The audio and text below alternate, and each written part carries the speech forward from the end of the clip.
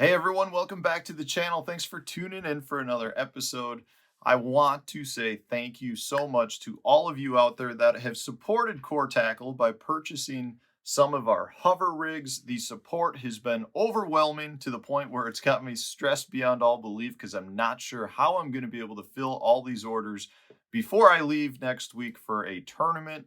So I'm doing my absolute best to get the orders out. I do want to let you guys know that we have sold through the first allotment of hooks that we had, but we've got another allotment on the way. Should be here, I'm hoping, in about a week and a half. So by the time I get home, I should probably have the hooks and I can start filling more orders. But for those of you that are still purchasing right now, you're probably going to have to wait a few weeks before you get them. Hopefully that's not a big deal if you've got ice on the water, because you're not going to be able to use them anyways. But it could be a little bit of a wait. Like I said, it could be probably up to 4 weeks before you get the product if you're ordering right now. If you've ordered in the past day since the video came out yesterday, you're probably going to be seeing it hopefully in the next I don't know, a week, maybe a little over a week. It's just going to be one of those things about how many orders I can get through before I have to leave for South Carolina for a week. I'm doing my absolute best. It's been pretty hectic around here since I released the video yesterday saying that the hover rig was available for sale. Also, to those out there that live outside of the US, we're working on being able to ship international through the website that we have. We got to do a little bit of adjustment to make that work. So today's video, I wanted to release after I released yesterday's video showing you me fishing with it, how I like to fish it, what bait I like to use. In this case, today's video is going to be the Berkley Mac Scent 4¼ inch flatworm. To me, it works extremely well with the 3/64 ounce 1/0 hook. And it's just one of those baits that I've kind of relied on while testing and going through prototypes of the hover rig hook. Now, in this video, I don't show you the hook because I wasn't sure when I was going to release it. I actually thought I was going to release it before we had the hook produced last fall, but I decided to hold it back until after having the hook available for sale. But it's the exact same hook that you guys are getting. It was the production mold prototype that I was fishing with. So it's the exact same mold. The only difference is I cut the weed guard off, which I do most of the time. We decided to produce all the hooks with a weed guard so that the anglers could make that choice for themselves. But if I'm fishing open water, I generally cut the weed guard off. I just think it is something I don't necessarily need to have at that point. So today's video is me fishing with it, catching a bunch of fish, showing you how I like to work the bait, kind of showing you some actual motion of the bait and the erratic fall that you can get out of it. I also want to point out that I refer to the company as Fish the Moment Baits, which I thought we were going to call it that because I'm doing it with Johnny Schultz of Fish the Moment, but we decided to go with Core Tackle instead. So it's the Core Tackle hover rig hook. Here's some on the water action. If you want to order some, which I highly suggest you do if you want to get them sooner versus later, go to coretackle.com, CORETACKLE.com. I'll put the link in the video description and you can get your hands on some. So thanks for watching, guys. Here's some on the water footage of the Core Tackle hover rig. Hey everyone, welcome back to the channel. Thanks for tuning in for another episode. Today's is an exciting one because I'm gonna unveil one of the baits that I've been working on. It's got prototype phase still. This is not the production mold, although not much is gonna change. And it's a special bait to me because it's a technique that I feel like works wonders, but part of the problem with this technique is you go through way too much tackle. It costs you a bunch to throw it. And specifically, it's the hover strolling technique. Now, what you normally do is take a 90-degree jig hook, insert it slightly back in the worm, like this guy right here. So you insert it slightly in the back of the worm a little bit, and then it comes out, and then you take a nail weight and insert it right into the nose of the worm. Well, I've got a hook here that basically does all of that, and I'm not going to show you the specific hook. I'll unveil it at some point, but as of right now, this is my hover strolling hook rig, and I'm out here testing it just to make sure that the actual production type hook is up to my standards. So that's what we're gonna do. But this solves the entire problem of going through way too many nail weights, going through way too many worms. You can throw this all day long and catch a pile of fish and go through very, very little tackle. So that's what I want to unveil to you guys today. So I've got a little bit of time here. We've got a nice fall day, and I'm gonna make this happen just to show you how good this bait can actually be. So let's head out on the water.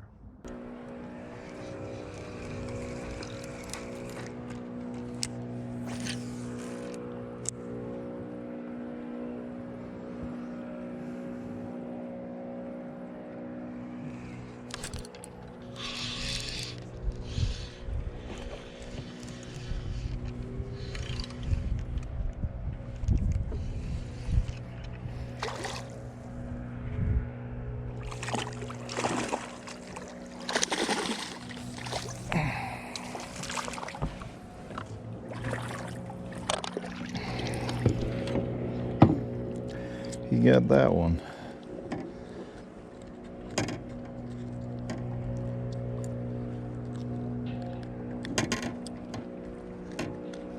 Come on.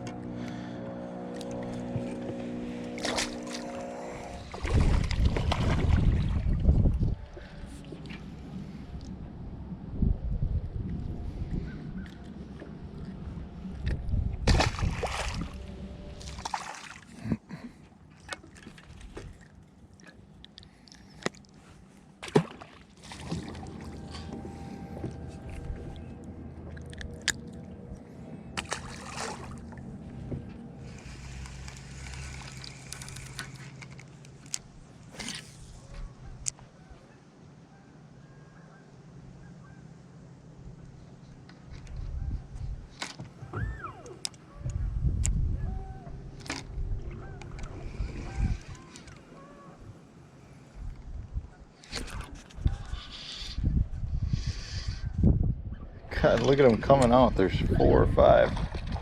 1, 2, 3. Look at that one with it.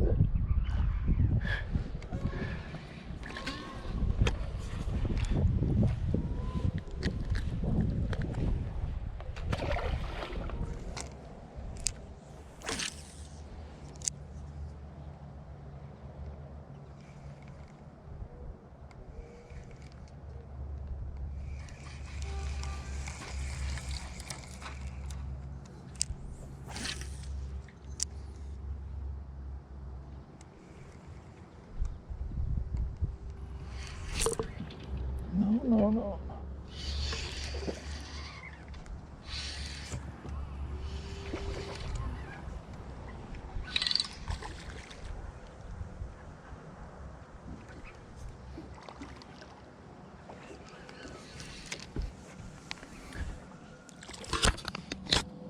Come here. Boy, you are a chunky bass. Look at that. Look how chunky that bass is. Do you guys see that? He couldn't resist the hover stroll. He's, oh my gosh, what is going on here? That is the most chunky. Oh. All right, so let's talk a little bit about the hover stroll. So first thing, this is still the first worm I started with. Normally you go through like 1 worm or 1 weight every fish you catch. I've caught a bunch of fish in the little bit of time I've been out. You can tell the worm's getting beaten up a little bit, but it still works great. So when I put it in the water, let's see if you can see it. I'll put it over by the sand spot.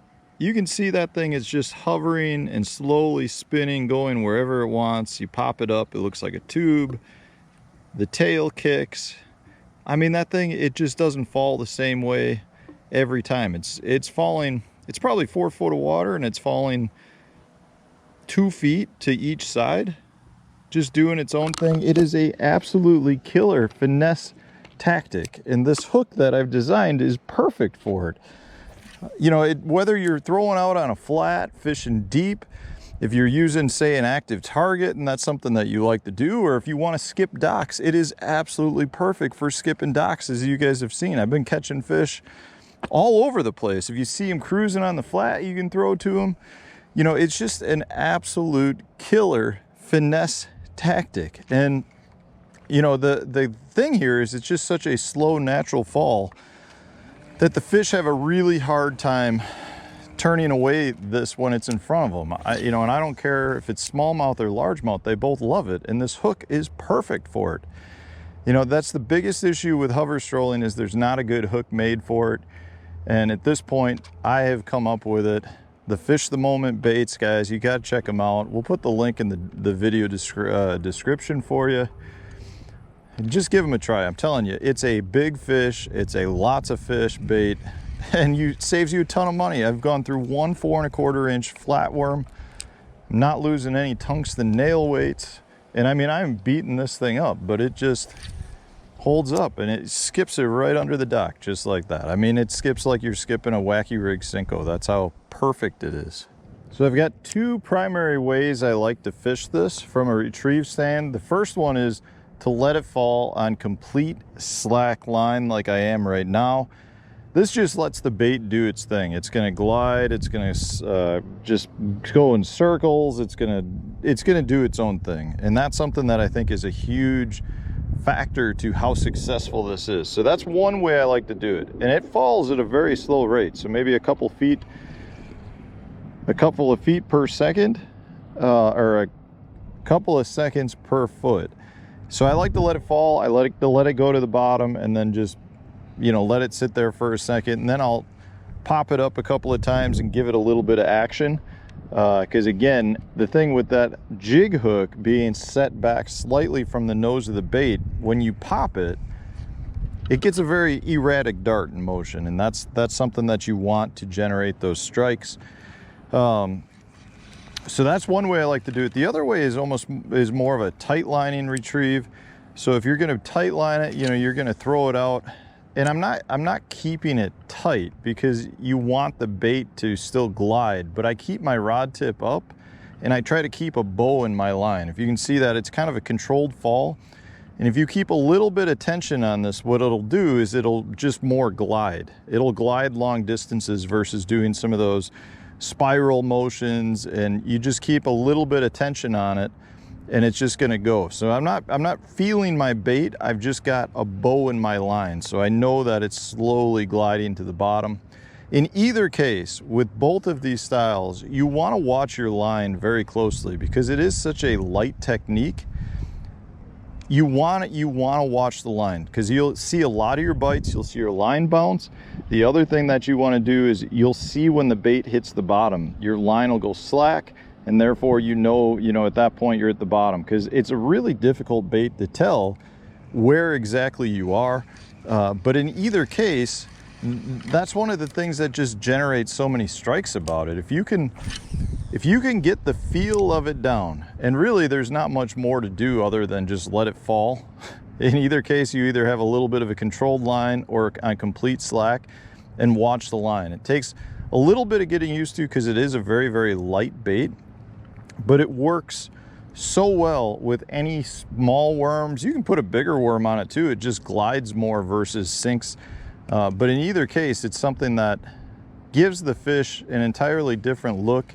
All right, everyone, I gotta go pick up Hank. Thanks for joining me. Kind of getting teased on this bait that should be coming out soon. You're gonna have to stay tuned for it. I think you can see there's a lot of potential with this. A lot of different things that you can do, and we'll have lots more videos about it. But I gotta get up and get out of here. I don't want to be late.